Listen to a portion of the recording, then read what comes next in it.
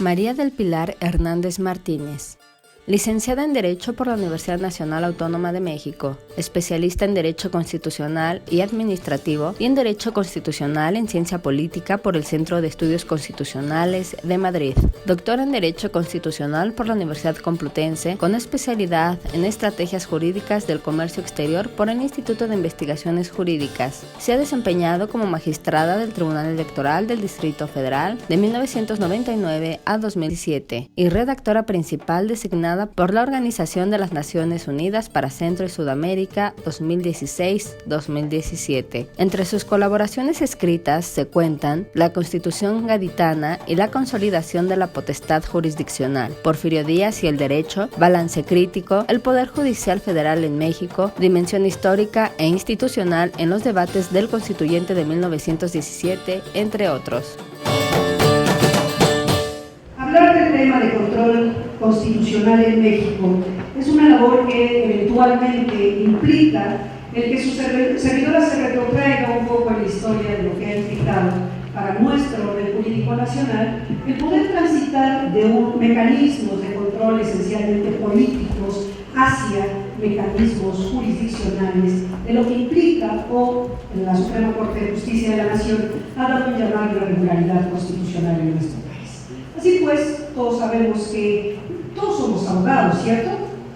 Sí, ¿verdad? Entonces, bueno, todo lo que yo les voy a decir tiene una presunción de validez, concepto clave de la regularidad constitucional en relación a la profesión que todos nosotros, obviamente, tenemos. Consecuentemente, todos recordaremos que la Constitución de 1824, una constitución que eventualmente tiene un 50-50 sabor no solamente del modelo anglosajón, sino también del modelo francés de constitucionalidad, y que fue precisamente a la sazón la primera que instituye, desde el punto de vista supremo fundamental, una serie de mecanismos de control político. ¿Por qué en el orden jurídico de la doctrina constitucional les llamamos controles políticos? Porque quedan precisamente a cargo de aquellos órganos, sobre todo en las manos bien de la Cámara de Diputados, bien en las manos o en la competencia, por mejor decir, de la Cámara de Senadores.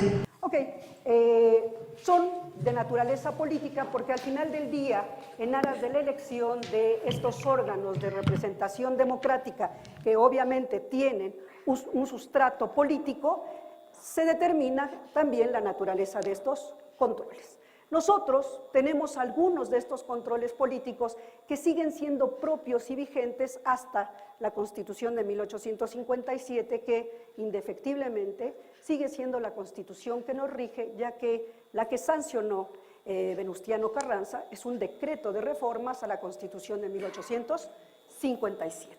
Consecuentemente, estos mecanismos políticos siguen estando vigentes. ¿Cuál de ellos?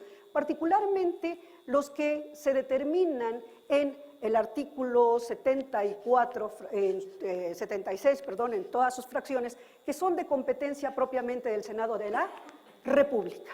Consecuentemente, es el Senado de la República, con una reminiscencia también del órgano de representación territorial, la que sigue teniendo en sus manos, particularmente en la fracción sexta, un elemento o una competencia que, repito, sigue siendo vigente, sí que a golpe de interpretación constitucional, también la Suprema Corte de Justicia de la Nación ha determinado que eventualmente puede desaparecer, que es cuando existen conflictos políticos de límites o de órganos entre los poderes o de los órganos constitucionales de las entidades federativas. Consecuentemente, el Senado es un órgano de control político, consecuentemente realiza controles de esa naturaleza, como lo es la Cámara de Diputados.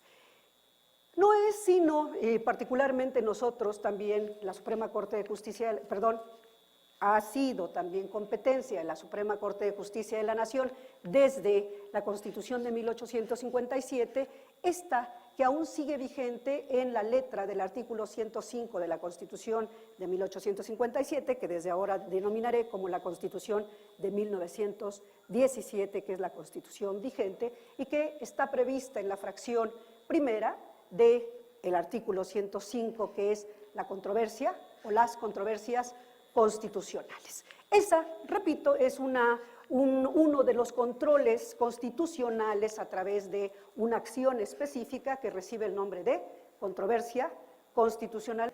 Consecuentemente, ¿qué es lo que ha implicado?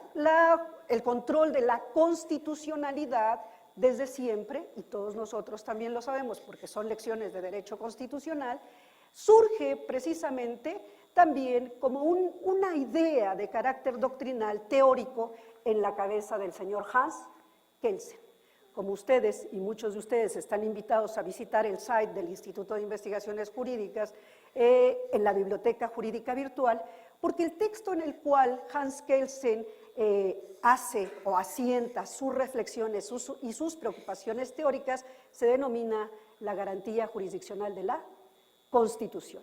Y precisamente este pequeño libro, que es pequeño en el número de hojas, pero grande en el planteamiento, determina una gran polémica en los inicios del siglo XX con otro gran teórico del constitucionalismo, que es Carl Schmitt. Mientras que Hans Kelsen en la garantía jurisdiccional de la Constitución hace todo un planteamiento en torno a la existencia o a la necesaria existencia de un órgano que verdaderamente entrara a conocer de la validez de las normas que se integran al orden o a los órdenes jurídicos constitucionales. Carl Schmitt, y este órgano particularmente es un órgano tendríamos que decir que es completamente autónomo de la tríada o de estos órganos tripartitos que es legislativo, ejecutivo y judicial.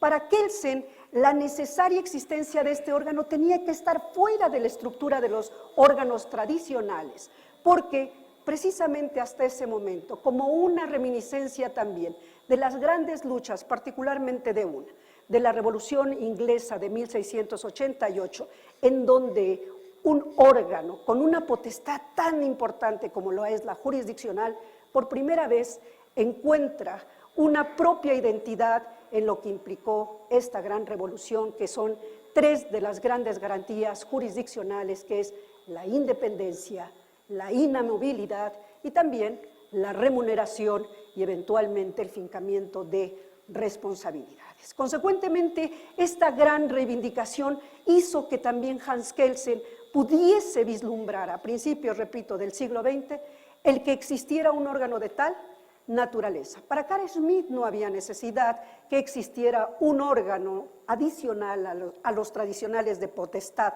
sino que tenía que ser obviamente el ejecutivo en el caso de Alemania, y que era el más ideal y llamado a defender la esencia y el espíritu de la Constitución. ¿Por qué? Porque ¿a quién le corresponde ejecutar las disposiciones normativas? Pues obviamente al Ejecutivo propiamente de la Nación.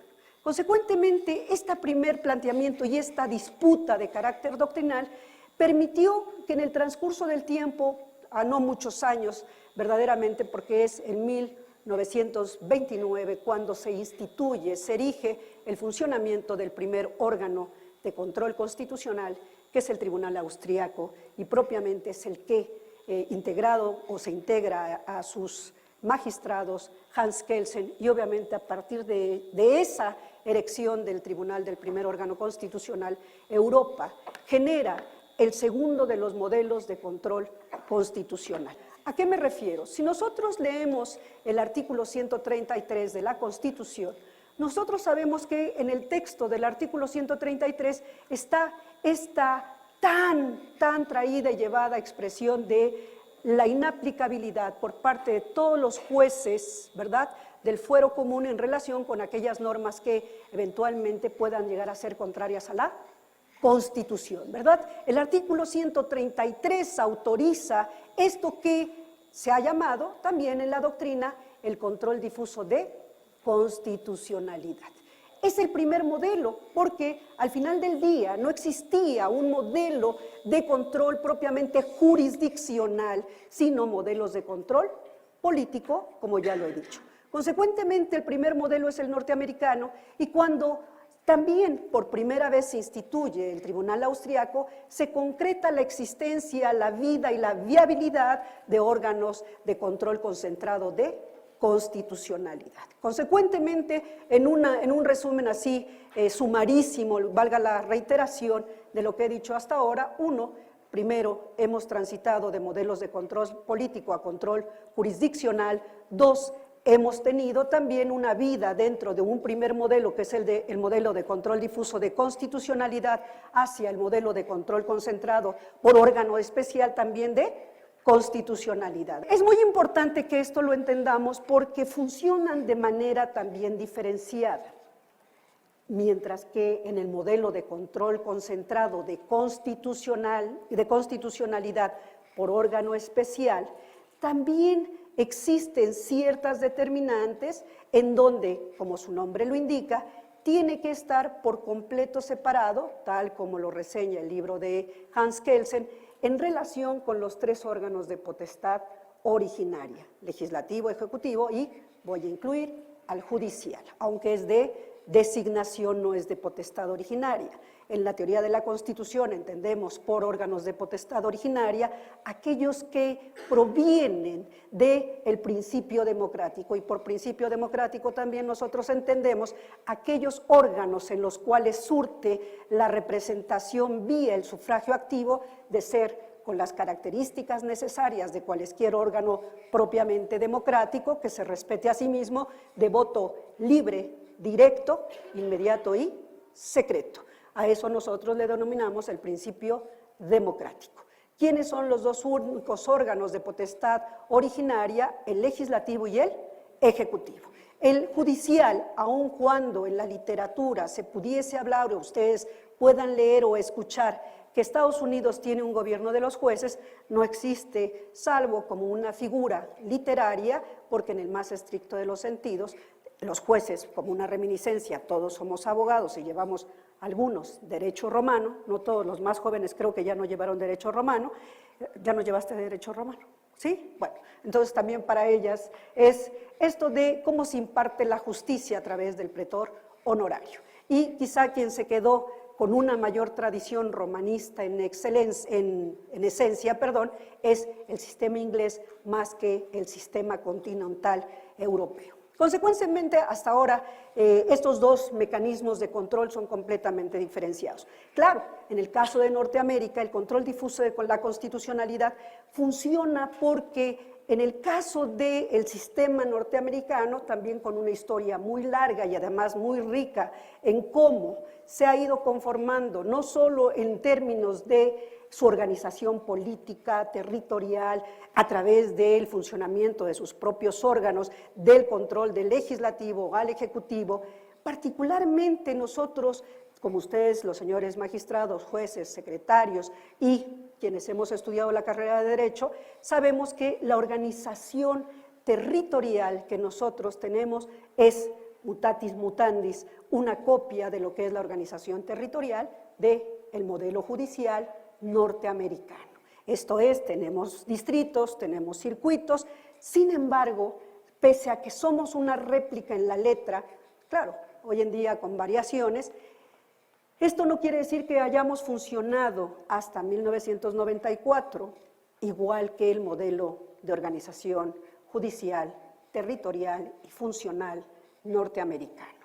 ¿Por qué? Porque en el caso de ellos, fíjense ustedes que es instancia última cualesquiera de los órganos jurisdiccionales, tribunales superiores de justicia, de las entidades federativas.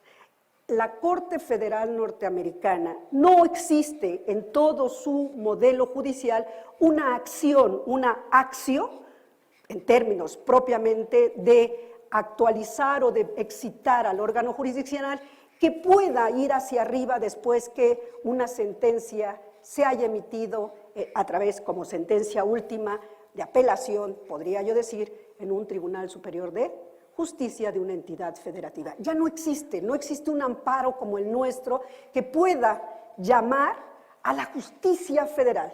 Solamente cuando ustedes ven los programas norteamericanos son muy aleccionadores, porque solo la Corte Federal Norteamericana va a conocer de algún asunto que provenga de un tribunal de una entidad federativa bajo la doble condición de sí y solo sí se trata de human rights, derechos humanos, o de vested rights, derechos adquiridos.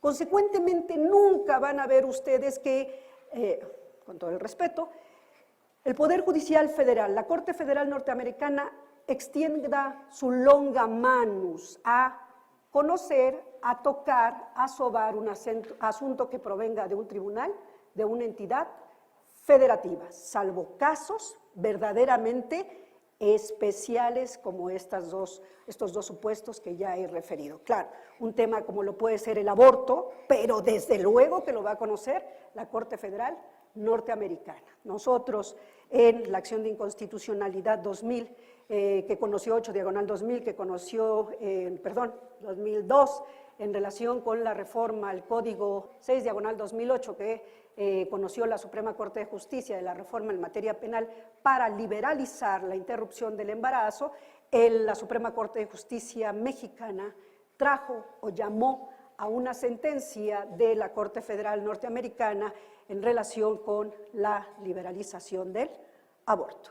Consecuentemente, son modelos diferenciados. Allá por eso surte el control difuso de constitucionalidad, porque pueden inaplicar una norma que, en razón de este es control concreto, de su aplicación específica a un caso, es per causa, pueda en esa aplicación ser atentatoria a un derecho fundamental y con eso contrariar, obviamente, una norma, ser contraria a la Constitución, obviamente, de la entidad federativa, en este caso, de la federal. Consecuentemente, esto es porque de aplicarla, hasta ahí me voy a quedar para poder entrar a los casos específicos de control, ¿ok? ¿Qué es lo que ha sucedido? Bueno, nosotros el momento básico en el cual empezamos a transitar, a perfilar un modelo de control jurisdiccional o de un control judicial de la Constitución es de manera específica con la reforma constitucional de 1994. Por primera vez se afinan instrumentos, particularmente el control abstracto de constitucionalidad, que es a través de la acción de inconstitucionalidad, ¿verdad? Y quiero decirles que, a diferencia, cada uno de los modelos, nosotros también en las facultades de Derecho llevamos una asignatura que es la de Derecho Comparado, y el Derecho Comparado precisamente nos permite a los órdenes jurídicos nacionales entablar un diálogo, como Giuseppe de Bergottini en un librito que se llama Más allá del diálogo entre tribunales, nos permite a los órdenes jurídicos nacionales, a los estaduales, si es un modelo de Estado federal, a los estaduales con otras entidades federativas, como a los nacionales con otros órdenes jurídicos nacionales, entablar este diálogo que no solamente es judicial. El derecho comparado nos permite ver qué hay allá afuera que sea similar o diferente a lo que nosotros tenemos como una operación de contrastación. Y el derecho comparado nos ha dicho desde siempre que una de las grandes finalidades de comparar, de contrastar como lo hacemos en la vida cotidiana, es mejorar. ¿Por qué comparo? ¿Por qué comparo dos productos? Porque quiero elegir el mejor, ¿verdad? Por eso comparo, si no, no compararía. A veces los productos son similares, a veces son diferentes. Y quizá cuando es diferente, nosotros vemos una mayor oportunidad para poder dar una potencialización a nuestro orden jurídico nacional.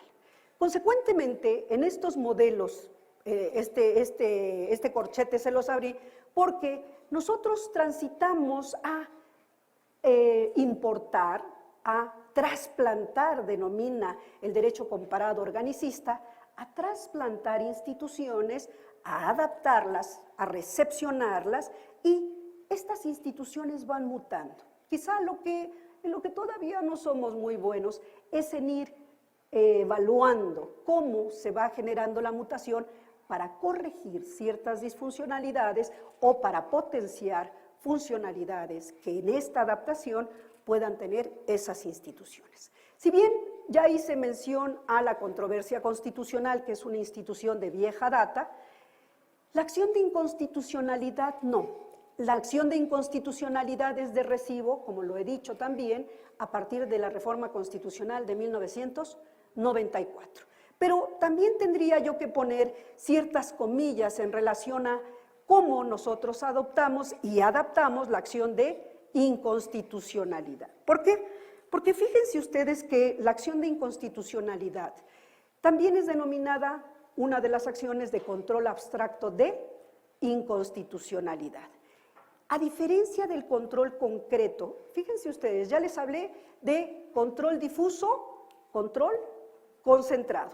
Son dos modelos que miran a quiénes son los sujetos que realizan el control de constitucionalidad. Tiene que ver con los sujetos con la asignación competencial para realizar ese control.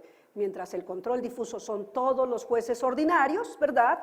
En el control en el control concentrado es un órgano especializado que obviamente tiene o está fuera y obviamente no se comparte con otros órganos. Es un órgano especial.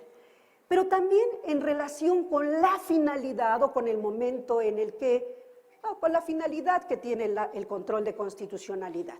Mientras que hay un control concreto, hay un control abstracto. Y obviamente esto es también muy ilustrativo. ¿Qué implica el control concreto? El control concreto implica el control en razón del caso concreto que se está enjuiciando. A ver, ¿qué es lo que sucede?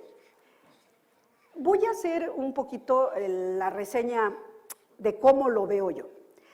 Hay normas que en el tiempo devienen inconstitucionales, esto es, nosotros decimos que ha sobrevenido la invalidez de la norma en el tiempo.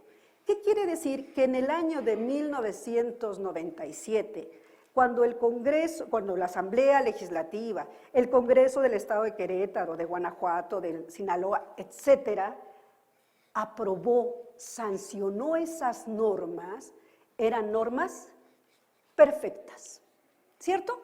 Sí, salvo, pero en esos casos, obviamente se iban por vía del amparo directo, hubiese habido un vicio en la formación de esas normas, ¿de acuerdo? A diferencia de lo que antes sucedía, no solamente mediante el control político, sino mediante el control judicial, y nosotros solo contábamos con el amparo directo o el amparo indirecto, salvo ese mecanismo, hoy en día nosotros tenemos que ver las normas de forma, si no diversa, matizada. En este momento, como lo dije en 1997, el Congreso del Estado de X entidad federativa de nuestro país aprueba una ley, aprueba unas normas. Les voy a poner el caso paradigmático en materia familiar.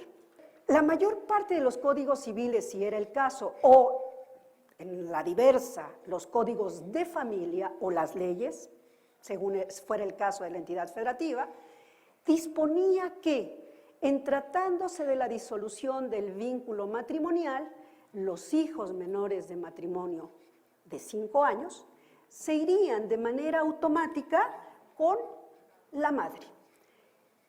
Las 31 entidades federativas las tenían, y si me voy un poquito más allá, las 29 y los 2 territorios, o ni me acuerdo cómo era, pero teníamos territorios, ¿no? La Baja California y obviamente la península, ¿no? Ok, Quintana Roo, Quintana Roo. Ya ve, ya ni me acuerdo. Pero bueno, ahora todos son entidades federativas, menos problemas tengo. Ok. Consecuentemente, en su momento, esas normas eran no perfectas, pluscuamperfectas. ¿Qué es lo que sucedió? Ah, caray, pues a partir de 1994, no solo se determinó esta reforma en la previsión de otros mecanismos para controlar la validez de las normas. Cuando nosotros hablamos de control de la constitucionalidad, de lo que estamos hablando es de mantener un orden jurídico con normas válidas, porque las normas inválidas son como los virus o las bacterias a los órdenes jurídicos. Y entonces tenemos que prever una serie de medicamentos que puedan expulsar a esos patógenos que nos están haciendo daño al orden jurídico nacional, dicho desde otra perspectiva más médica, ¿verdad? Ok, consecuentemente, muy bien, ¿qué es lo que sucedió? No solo fue la integración positiva, fíjense ustedes que desde Hermann Heller y desde otra clase de autores, también se ha dicho que los órdenes jurídicos tienen dos formas de actualizarse. Una forma de actualización es la interpretación que realizan los jueces y magistrados, en el caso de nosotros, nuestros señores y señoras ministros de la Suprema Corte de Justicia de la Nación, toda la organización judicial federal, y también a través de otro mecanismo de carácter informal, que se denomina mutación constitucional. Bueno, no voy a entrar a eso porque es un poquitito más complejo. Pero, ¿qué es lo que sucedió?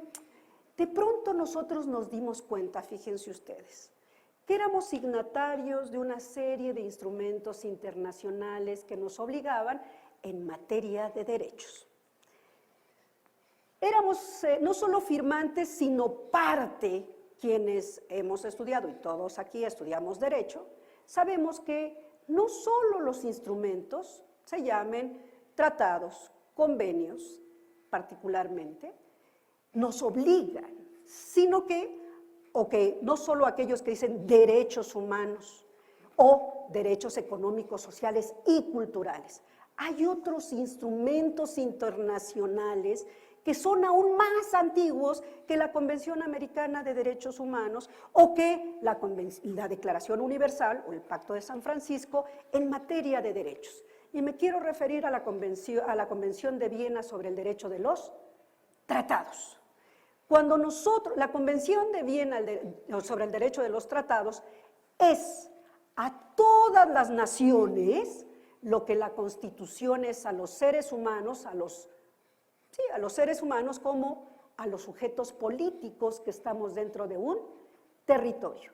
Y esto es básico. El doctor García Ramírez no inventó el hilo negro, y lo quiero muchísimo, cuando él, en dos casos, que son el Mirna Marchand, desaparición forzada, como Almonacides, también desaparición forzada, se inventó en un voto particular esto del control de convencionalidad.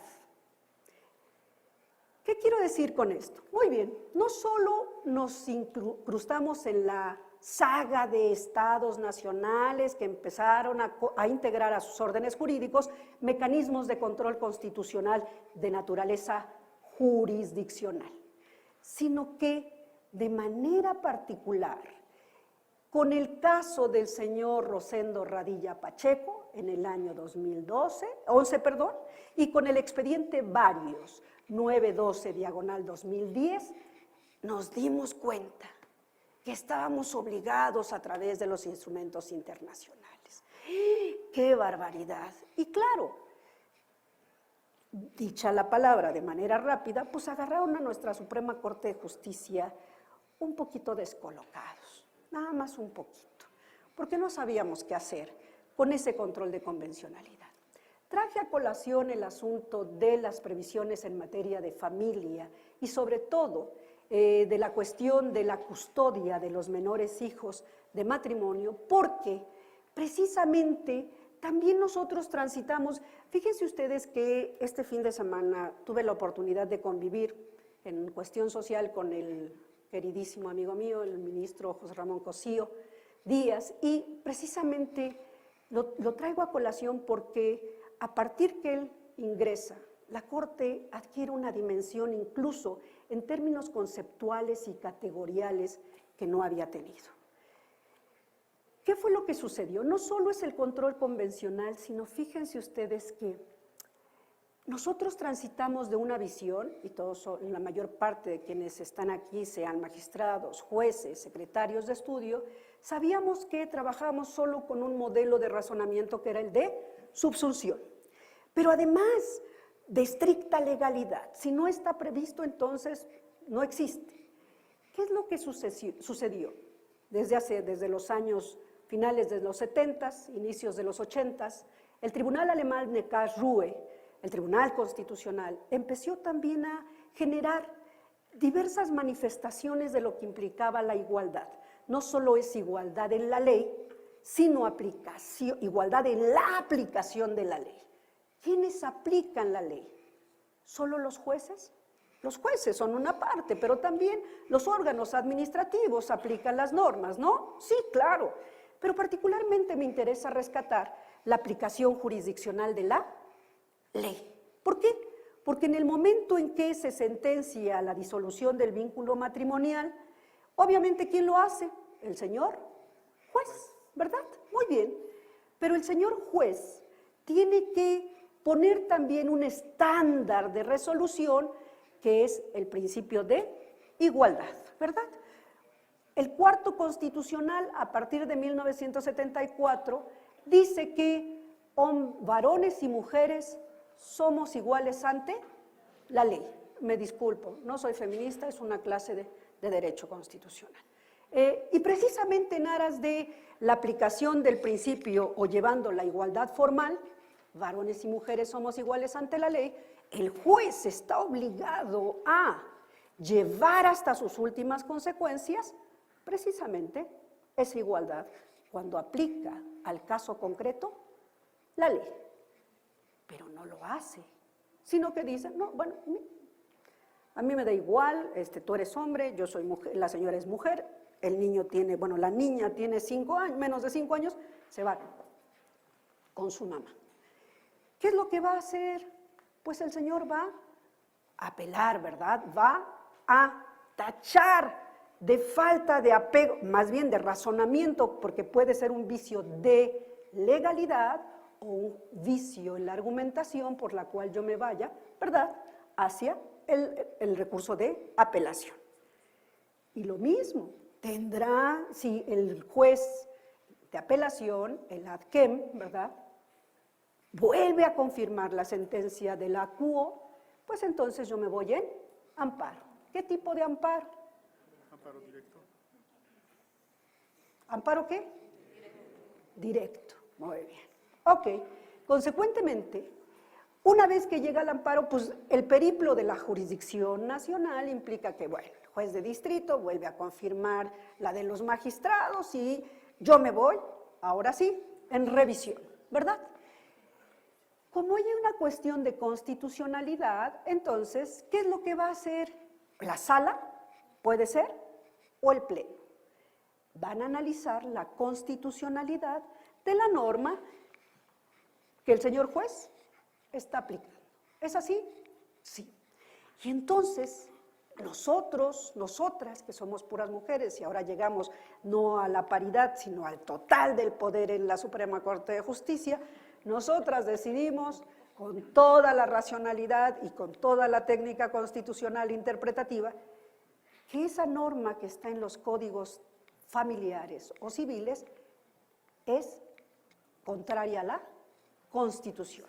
Y se declara que es una norma inválida. Hablamos de validez. Se declara la invalidez de la norma. Esa es la operación que hacen. No, ya no, los ministros de la Suprema Corte de Justicia han variado las formas a través de las cuales pueden llegar a un resultado a través de un control concreto de constitucionalidad en relación al solo proceso de subsunción o al procedimiento, por mejor decir, de razonamiento por subsunción. Premisa mayor, premisa menor, conclusión. Hoy en día están muy variados. Puede ser a través de un test de razonabilidad y proporcionalidad o puede ser a través de, obviamente, un método o un procedimiento de ponderación, cuando dos derechos se pueden llegar a colisionar siempre y cuando, como lo dice Robert Alexi, ninguno o uno de ellos sea anulado en relación con el otro. Siempre tienen que ser gradados, no uno de ellos anulado. Control concreto, ok, este es per causam, en relación al caso concreto que yo estoy conociendo y que, repito, al aplicar la norma puede devenir inconstitucional mi aplicación y consecuentemente sigue este íter hasta llegar a la declaración de invalidez. Control abstracto es distinto, por completo es distinto. Son dos modelos que todos coexisten en aras de mantener, obviamente, el carácter sistémico, consistente, coherente del orden jurídico. La Constitución de la Ciudad de México, en el artículo 36, determina otras finalidades del control de constitucionalidad. Pero más allá de cómo les denominemos, la intención es que el orden jurídico mantenga su carácter sistémico, coherente y consistente. Esas son las tres finalidades. ¿En qué consiste el control abstracto de constitucionalidad? Fíjense ustedes que cuando se diseña una nueva acción, que es la acción de inconstitucionalidad, no se diseña de manera genérica en todos los casos. Está prevista y mira hacia algo que se denomina en el juego político partidario de los órganos deliberantes, llámense parlamentos, congresos, asambleas, dietas. ¿Cómo pueden ser protegidas las minorías en el debate político? Son distintas las finalidades y también los sujetos que pueden hacer uso de estas acciones. Nosotros, en la vía del control concreto, ya hice alusión a que puede ser, en este caso, el amparo. Control concreto también es vía en relación con la ejecución de un acto resolución a través de la controversia, y ahorita voy a pasar a la controversia. La acción de inconstitucionalidad está diseñada para las minorías congresuales, legislativas, parlamentarias. ¿Y esas por qué? ¿Por qué les vamos a dar una defensa jurisdiccional a las minorías? Si ustedes miran el artículo 105, fracción segunda, habla de manera invariable de un 33%. 33% de la Cámara de Diputados, 33% de la Cámara de Senadores, 33% de las legislaturas de los estados, 33%, hasta ahí creo, y otros sujetos legitimados que esos no entraban ni entran todavía en algunas constituciones europeas.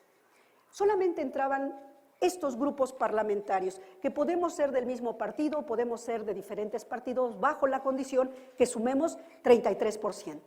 ¿Por qué? Porque fíjense ustedes que nosotros somos la minoría, este sector, y todos ustedes, más los de la derecha, sin ser ideológicamente descriptiva, de este lado como de aquel, son la mayoría. Y la mayoría puede ser avasalladora en relación con la aprobación de una norma, un cuerpo normativo que eventualmente sí sea o tenga visos de inconstitucional. Que haya vicios, que una norma no sea verdaderamente, sistémicamente acorde con el orden jurídico mexicano. No voy a poner ejemplos porque eventualmente, bueno, sí, pero ahorita los voy a poner. Consecuentemente nosotros, minoría, ¿cómo nos vamos a defender de todos los demás? Si ya aquí en nuestro país decimos, nos mayoritearon, ¿no? Esa es la expresión más coloquial que tenemos a la mano para decir, fue avasalladora la mayoría y no tenemos ni siquiera derecho al pataleo.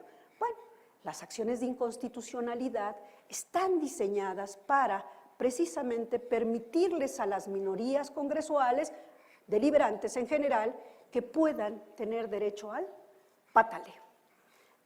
Las normas aprobadas en los congresos, en los órganos legislativos, son, valga la expresión, aprobadas, publicadas, y existe un plazo que depende de cada orden jurídico para que las minorías puedan hacer el planteamiento de inconstitucionalidad. Esa es una acción, ¿qué es lo que pretende la acción de inconstitucionalidad? Desde luego, en el caso del control concreto es que se caiga en cuenta que o el juez o incluso el litigante pueda hacerle ver al juez que de aplicar una norma afecta mis derechos, como en el caso de los hombres padres de familia. Ustedes saben que hoy en día, con mayor recurrencia, los hombres se quedan con la custodia de sus hijos menores de edad. Consecuentemente, un gran avance, indudablemente un gran avance.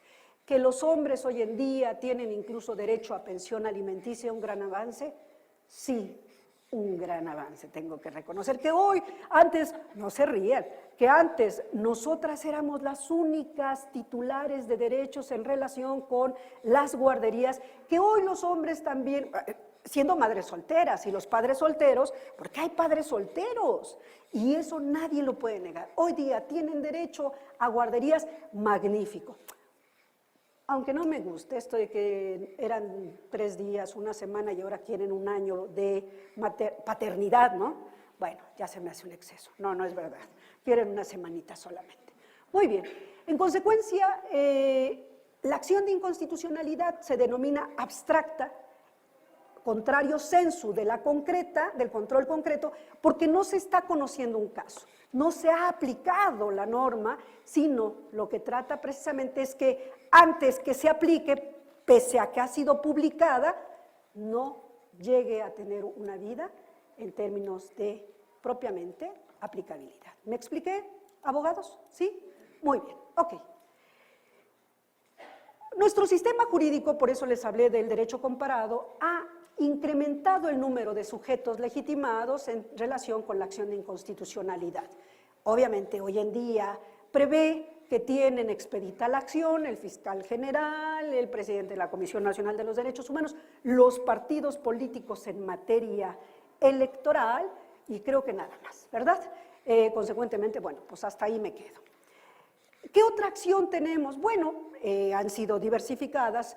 Nosotros hoy en día, en el caso de, a partir del año 2007, también se le concedió no solo conocer a la Suprema Corte de Justicia de la Nación en términos de control concreto y control abstracto, nuestra Suprema Corte de Justicia de la Nación como órgano de control constitucional es un órgano sui generis. ¿Por qué? Porque es el vértice del Poder Judicial Federal, pero al mismo tiempo tiene la competencia exclusiva en materia de control de la constitucionalidad. Consecuentemente, decimos que es el modelo mixto sui generis de control de la constitucionalidad. A partir de la reforma 2007, se le dio también competencia a la Sala Superior del Tribunal Electoral del Poder Judicial de la Federación para conocer de control concreto de constitucionalidad a través del juicio de revisión constitucional. Y además, se previó verdaderamente de manera aventurosa desde los años 90, no recuerdo bien a bien, tendría que haber sido en el 97, no, estoy mintiendo, en el año 99, se previó que existiese un mecanismo de defensa en materia de derechos político-electorales, que es lo que nosotros conocemos en su acrónimo como el JDC, el Juicio de Protección de Derechos Políticos Electorales de los Ciudadanos, que también vía el control concreto de constitución, vía el control concreto, la Sala Superior o, en su caso, los tribunales electorales de las entidades federativas conocen materia político-electoral. Muy bien, ¿qué es lo que ha sucedido? La Ciudad de México no es la primera constitución, a partir nosotros, como ustedes saben, muchas gracias magistrado, hemos ido en escalada en relación con el perfeccionamiento de nuestro propio orden jurídico nacional, de entidad federativa. La reforma propiamente del año 2014, el año, ¿qué estamos? Sí, de 2007, 2014 en otros términos, fue también perfilando una serie de avances en el caso de la Ciudad de México, hasta que llegamos a la sanción por parte de ahora nuestro Poder Legislativo, un poquito antes, con la elección de una asamblea constituyente para la Ciudad de México, el 5 de febrero del año 2017 se sanciona la Constitución para la Ciudad de México. Y no somos los primeros en prever un sistema de control constitucional estadual. Tendría yo que decir también en este gran recorrido, en este macro recorrido, que el primer orden constitucional a nivel de entidad federativa que prevé mecanismos de control constitucional, acciones específicas de tutela de los derechos fundamentales de sus ciudadanos, es la Constitución veracruzana del año 2000. Es la primera y generó un gran precedente porque hasta ese momento nosotros hemos transitado entre, como yo les digo a mis compañeros, entre mitos y mitotes, porque el gran plus, somos juristas, nosotros tenemos como gran principio, que es una especie de transmutación de la soberanía hacia el principio de supremacía constitucional, que sobre la Constitución nada, sobre la Constitución nada, bajo la Constitución todo. Y este principio de supremacía constitucional también nos viene del siglo XIX con el gran caso Madison versus Marbury, que precisamente determinó, entre otros, no solo que existía en todos los órdenes nacionales un principio de supremacía, sino también nos habló de lo que implica el proceso dificultado de reforma constitucional. Nosotros, como grandes herederos de la Constitución norteamericana, como ya lo dije, en la mayor parte de sus previsiones constitucionales, gozamos también de esos dos grandes principios, supremacía constitucional y principio de rigidez constitucional. Y bajo ese mitote, ¿no?, de sobre la Constitución todo, sobre la Constitución nada, bajo la Constitución todo, yo nada más les quiero recordar, porque es un libro muy bonito, el de La soberanía, de Hermann Heller. Hermann Heller, desde los años 50, ya había dicho que esto de la soberanía era un mito, ¿no?, que realmente no existía una soberanía tan prístina, tan inmaculada, que no permitiera que entre las naciones, entre los entes soberanos de derecho internacional público, hubiese una transacción en términos de, voy a poner entre comillas, cesión de la soberanía. Nosotros también tenemos una concepción dual de la soberanía.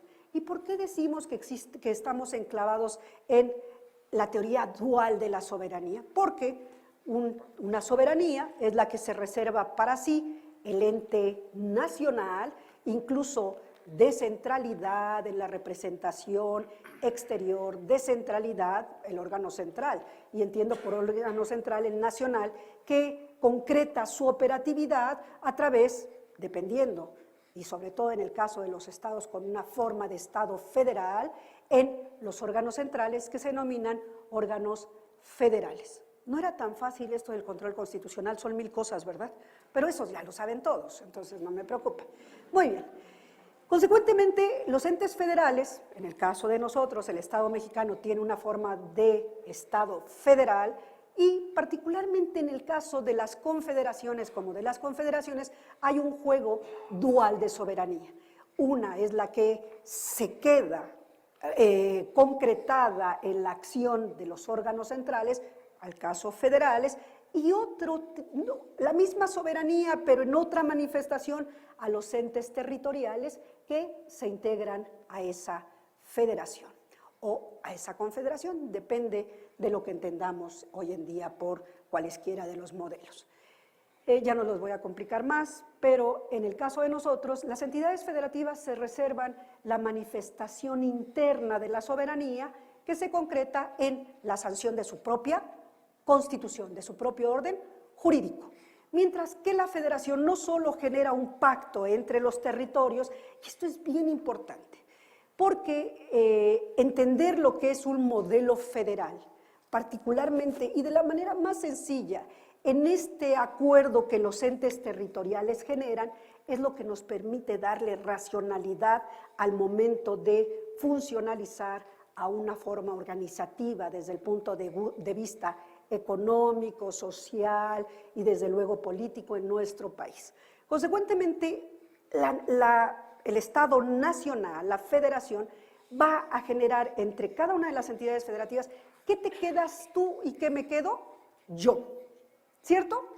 Pero también tú como entidad federativa estás obligado como entidad federativa, y recuerden que precisamente la última reforma a la sazón de la reforma 2014,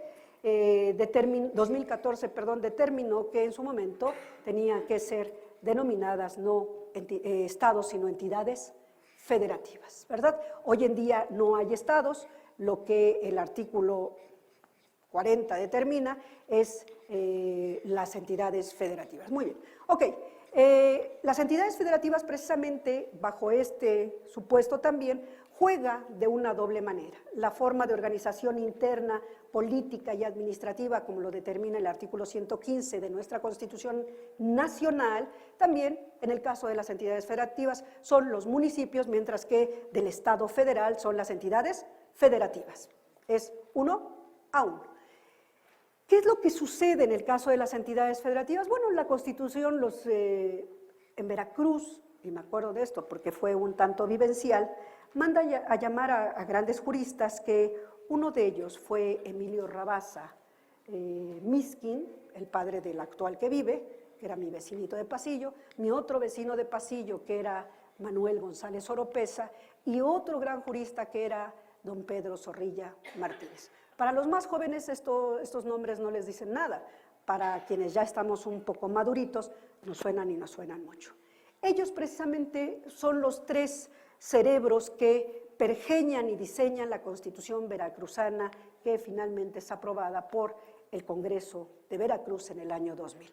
Y esta Constitución es la primera en el orden jurídico mexicano que prevé controles de control constitucional, ¿verdad?, controversias y acciones, y también un mecanismo específico como a partir de 2017 la Constitución de la Ciudad de México prevé en tratándose, además de la defensa de los derechos fundamentales de los citadinos o de los capitalinos o de los, ¿qué somos? Ya no somos defeños, de los chilangos, ¿de acuerdo? Consecuentemente, a partir del año 2000 fue materia, como sucedió precisamente en tratándose de la Ciudad de México, materia de acciones de inconstitucionalidad, la Constitución veracruzana del año 2000. Desde entonces, la Suprema Corte de Justicia entró a una gran dilucidación en relación con qué sí pueden hacer las entidades federativas y hasta dónde tienen o pueden llegar. Caso que, como todos ustedes saben, se vuelve a repetir el año pasado, en el año 2018, cuando también son interpuestas acciones de inconstitucionalidad, ¿verdad?, en relación con la Constitución para la Ciudad de México. Bueno, el 5 de febrero del año 2017 se sanciona la Constitución para la Ciudad de México y les decía un poco la evaluación. ¿Qué ha sucedido? Yo hice láminas que, como bullets, tengo que más o menos, es muy extenso el control constitucional, entonces 2 horas es nada.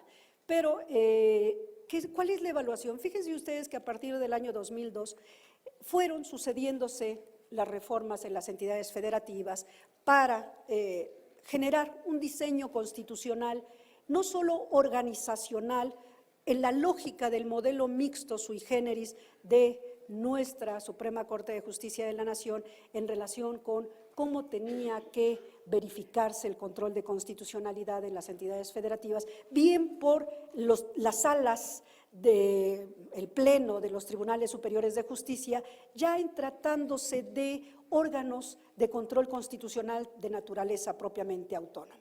Y quiero decirles, como ustedes lo saben, que los órganos constitucionales autónomos van a la baja. Consecuentemente, es que hago así porque es sumamente complejo lo que ha implicado las reformas constitucionales 2017-2014 en tratándose de nuestro país, pero bueno. Ok, finalmente, sancionada la Constitución de la Ciudad de México, como lo he dicho, se interponen acciones de inconstitucionalidad, la 15/2017 y acumuladas, que particularmente son interpuestas no solo por el Procurador General de la República, sino también por el presidente de la Comisión Nacional de los Derechos Humanos, el partido Movimiento de Regeneración Nacional, en relación con algunos preceptos de lo que implicó o de lo que implica la Constitución de la Ciudad de México.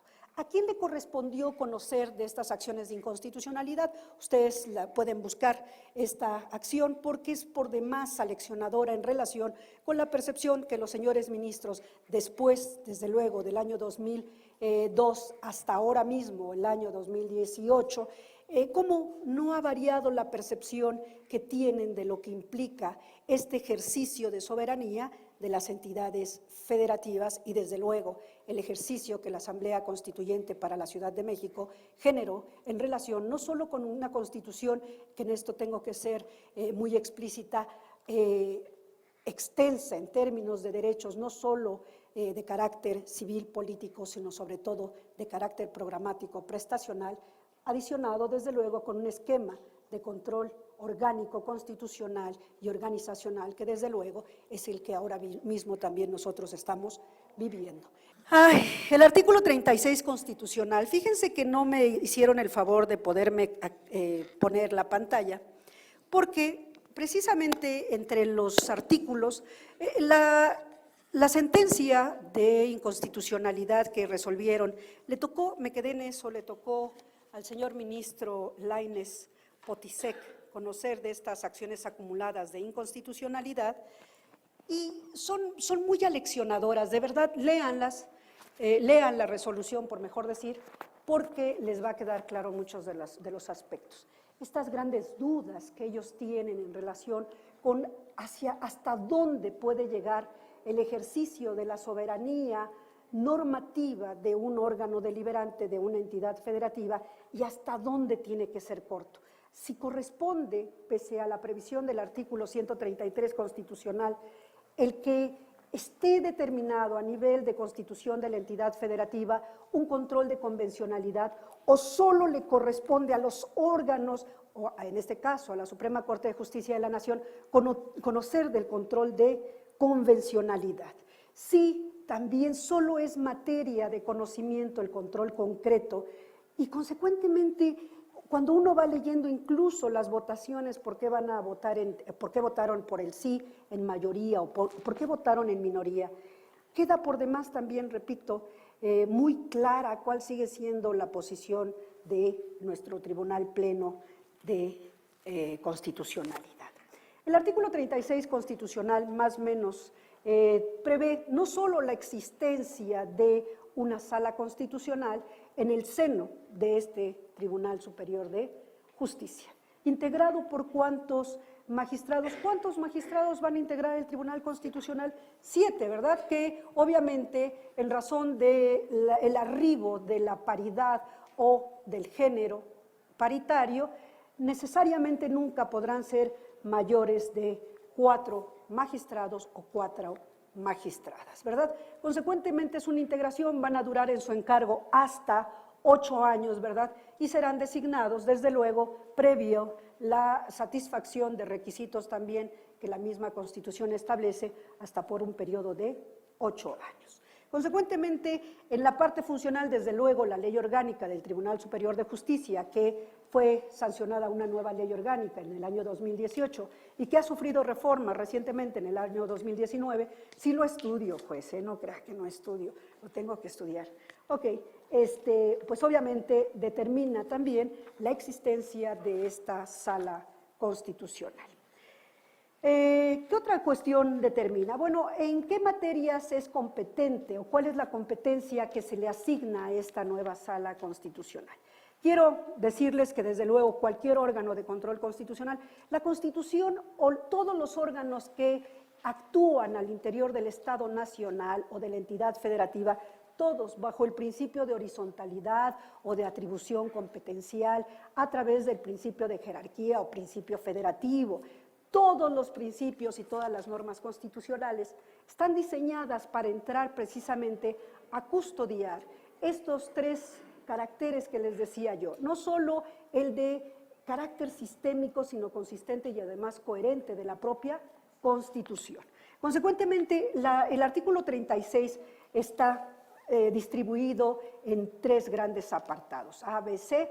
El B corresponde precisamente a la parte de las competencias asignadas a esta nueva sala constitucional.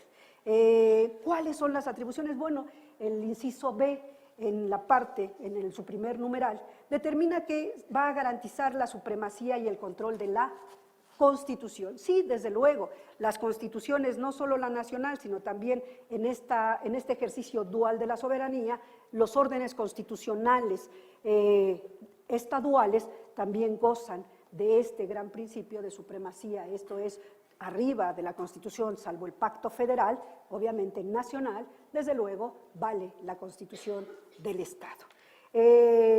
Declarar la procedencia o periodicidad y validez del referéndum en los términos previstos por esta Constitución y las leyes de la materia. Fíjense que yo soy una verdadera crítica de cómo se han ido sucediendo las reformas a la Constitución Nacional.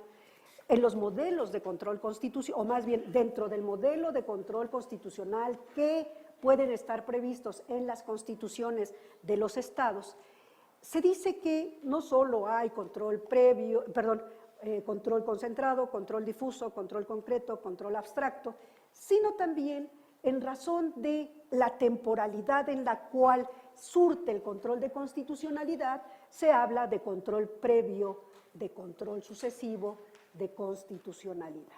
Un control previo es cuando el órgano legislativo le manda al órgano de control constitucional una ley para que pueda realizar una revisión en relación con la existencia de una norma que eventualmente pueda ser inconstitucional.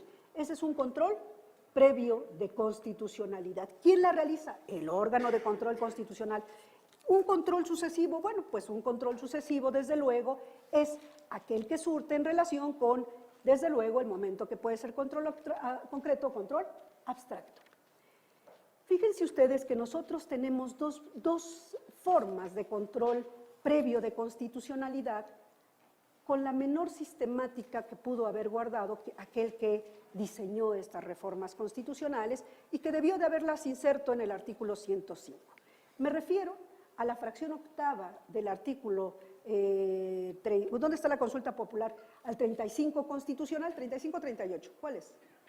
Ah, ya los caché, no son de la Ciudad de México. El artículo 35, fracción octava de la Constitución Nacional, que es la que prevé, o fracción que prevé, la verificación de las consultas populares. Precisamente esa fracción octava determina que la Suprema Corte de Justicia realizará el análisis de constitucionalidad de la convocatoria que expida el Congreso de la Unión. Una mención de esa naturaleza está inserta en el control previo de constitucionalidad.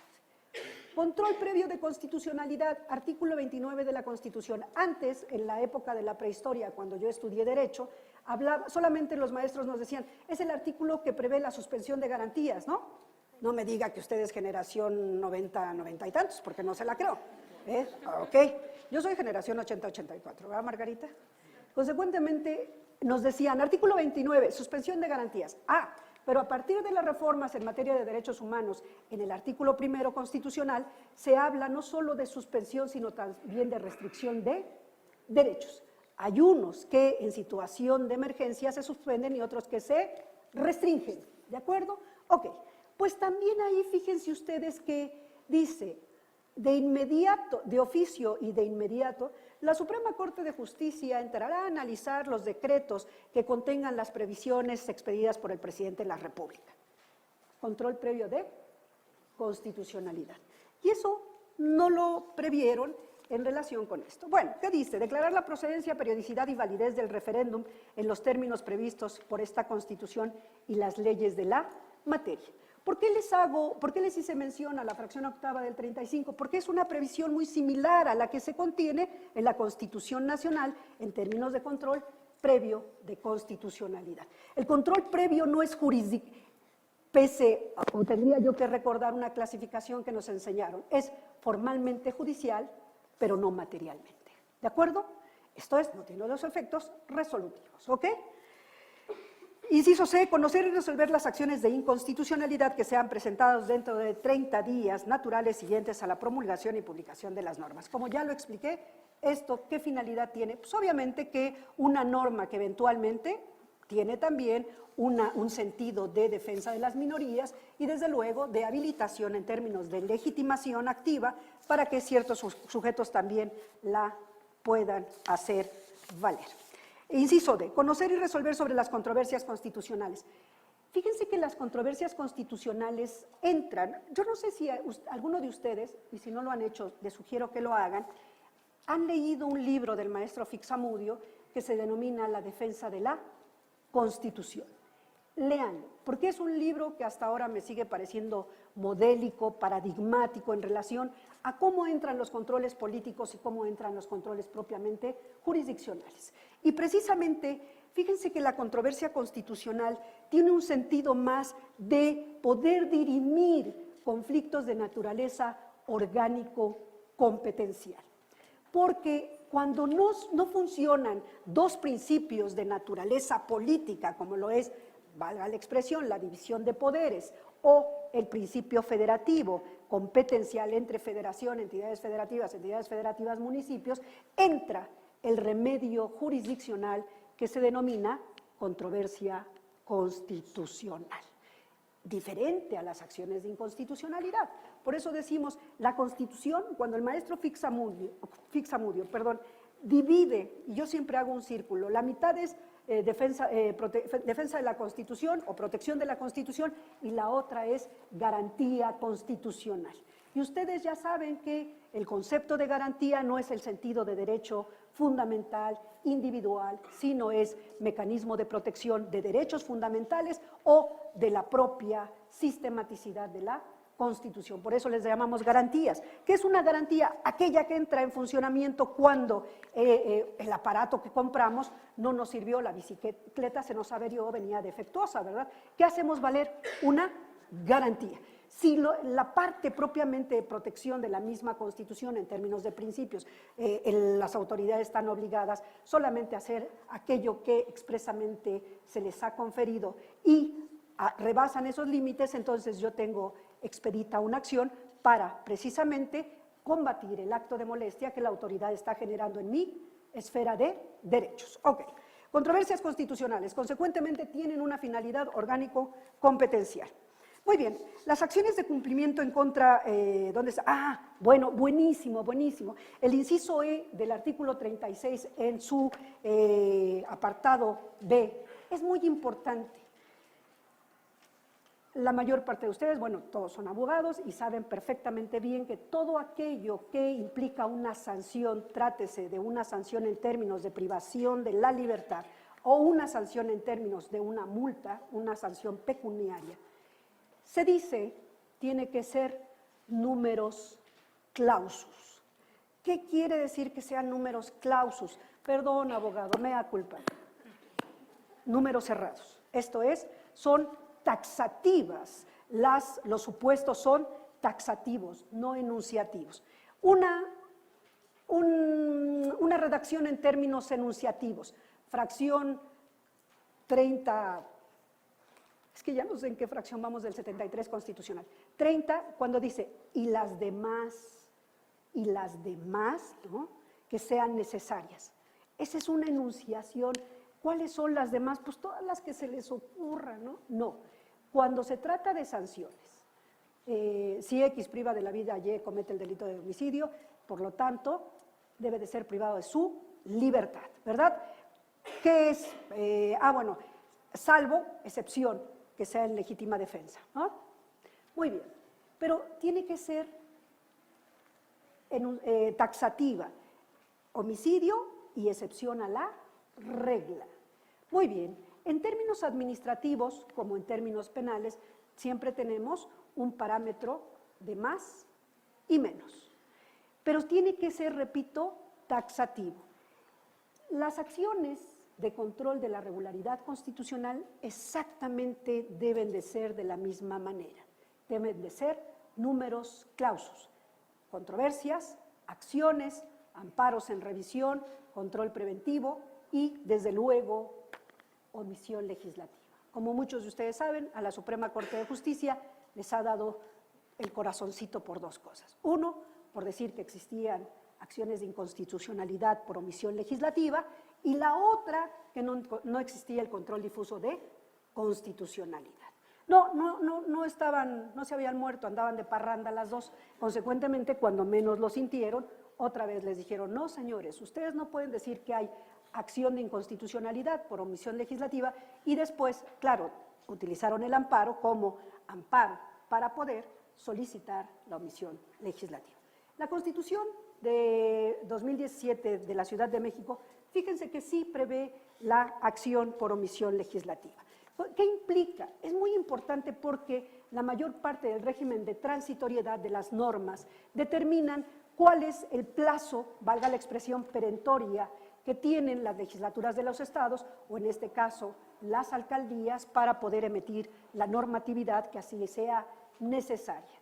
En caso que no la emitan, que no sancionen estas cuasi leyes, o leyes imperfectas, obviamente habría acción expedita, que no solo es en relación con sujetos, sino también hasta los individuos cuando reunamos un número determinado de firmas. ¿De acuerdo? Las demás, que obviamente este es típico.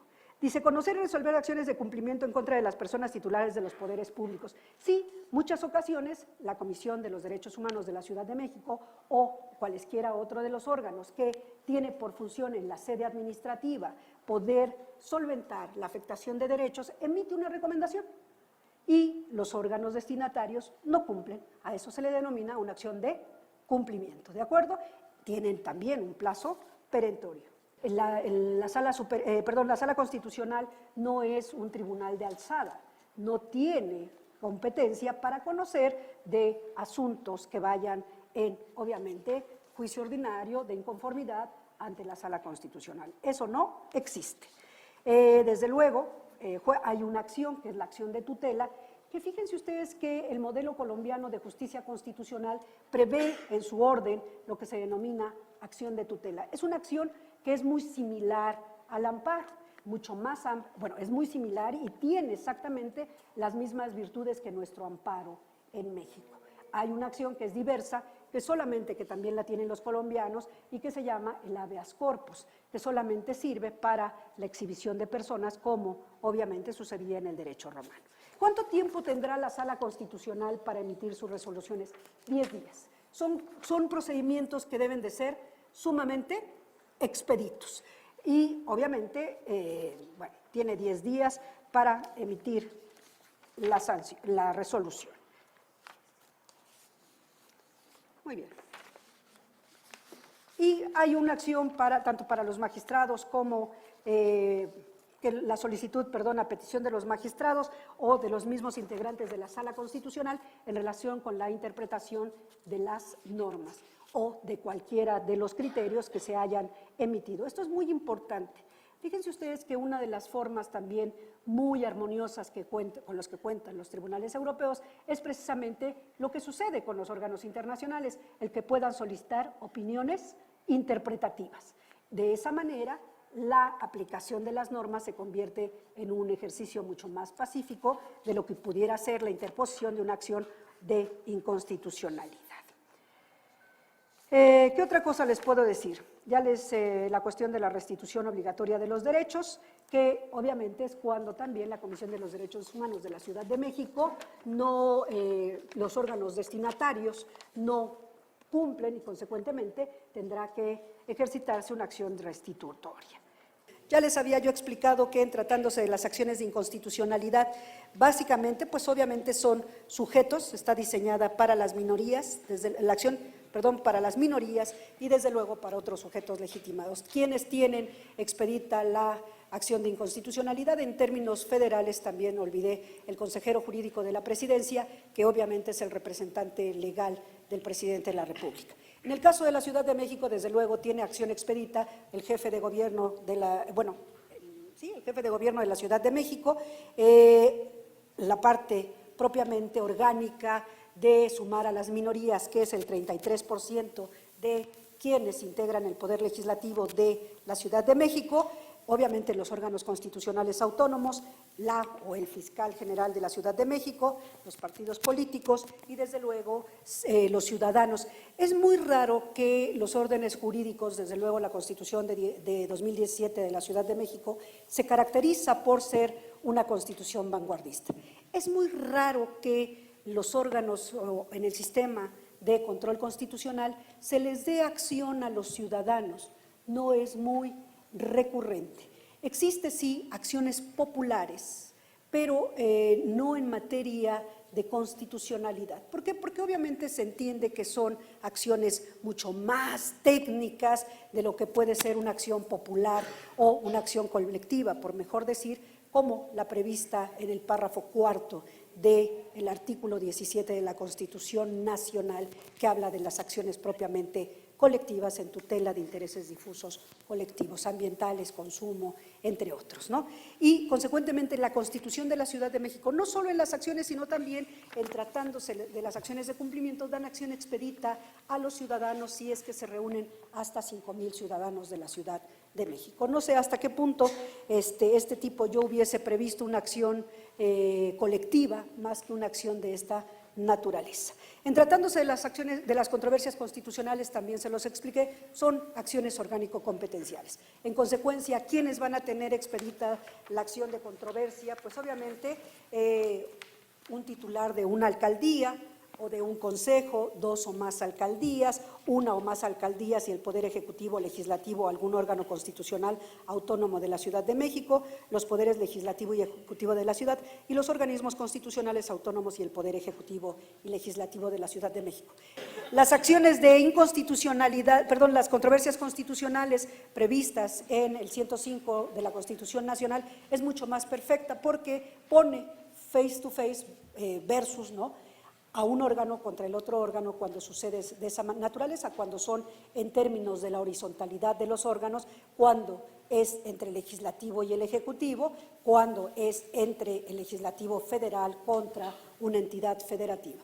Consecuentemente, hasta ahora, fíjense ustedes que la ley reglamentaria del artículo 127 de la Constitución Nacional, que obviamente es la de topes en términos de remuneración, puso en un gran predicamento a quién va a resolver, obviamente, el conflicto en caso de que los señores ministros verdaderamente se vayan en contra de la ley de remuneraciones. ¿Quién va a resolver, no? ¿Quién va a resolver? Y esto obviamente se convierte en un impasse en relación con la necesaria existencia de un órgano de control constitucional concentrado diferente al vértice de la legalidad en tratándose del Poder Judicial Federal. No se llegó a surtir el conflicto, ¿verdad?, pero es un tema que nos pone verdaderamente a pensar. Las sanciones por omisión legislativa, ¿quiénes las pueden interponer? El jefe de gobierno, obviamente cualesquiera de los órganos constitucionales autónomos, el fiscal general, las alcaldías, desde luego los titulares de las alcaldías o sus órganos colectivos, el equivalente al 15% de los integrantes del Congreso, y desde luego se abre una acción expedita también para la ciudadanía, siempre y cuando se reúnan, en el caso de la omisión legislativa, 5,000 ciudadanos. Les quiero decir que no son cuestiones baladíes estas de decir, bueno, y que los ciudadanos lo hagan. Está bien, pero necesitamos todavía un poquito de cultura de participación ciudadana, porque luego son orquestadas, ¿no? De las declaratorias de inconstitucionalidad. Bueno, obviamente, ustedes saben que la Suprema Corte acaba de emitir una sentencia de efectos generales, ¿verdad?, de inconstitucionalidad. No son tan recurrentes, ¿saben por qué? Porque obviamente esto implica verdaderamente la salida ya de manera inextensa de una norma. En el caso de las resoluciones con efectos generales que va a emitir la Sala Constitucional de este Tribunal Superior de Justicia, desde luego también van a tener que ser sumamente cuidadosas en relación con, obviamente, lo que tengan que proceder. Viene la temporalidad, obviamente, en la cual la declaratoria de inconstitucional tendrá que surtir. Y, desde luego, yo me quedé con la última parte, que es la parte del ordenamiento complementario, y que era precisamente la reforma a la Ley Orgánica del Tribunal Superior de Justicia en relación, obviamente, a una nueva ley que se sancionó en el año 2018 y, desde luego, las reformas de 2019. Hasta ahora, pues, no se ha integrado en nuestro Tribunal Superior de Justicia, no ha designado a quienes eventualmente vayan a ser los hombres y mujeres que van a integrar la Sala Constitucional de este tribunal y, desde luego, obviamente vamos a ver cómo funciona esta Sala Constitucional. Desde luego habrá grandes constitucionalistas, imagino yo, que habrán de empezar a labrar este material, que no va a ser tan sencillo porque nuestra Suprema Corte de Justicia sí tiene una longa manus, eso sí, si lo entendemos, y eventualmente le cuesta, ¿no? Esto de hay que ser desprendidillos, ¿no? Le cuesta, pero tendrán que aprender que las entidades federativas ya son mayores de edad y que, consecuentemente, tendrán que ver lo que implica la validez de las normas que integran su propio orden jurídico estatal.